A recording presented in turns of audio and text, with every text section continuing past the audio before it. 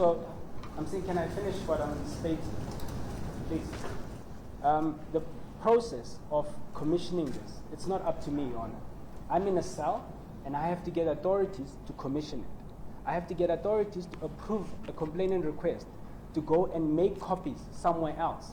It's not up to me to make those copies in my own cell. That is why we are here, Your Honor. I do not have access to those things.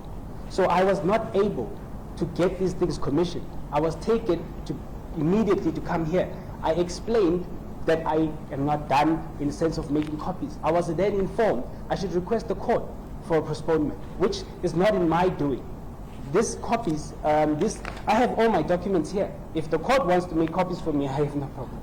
Do you understand? But at the end of the day, it's the process within prison that blocks me from making the commissioning oath officer is a member of correctional services.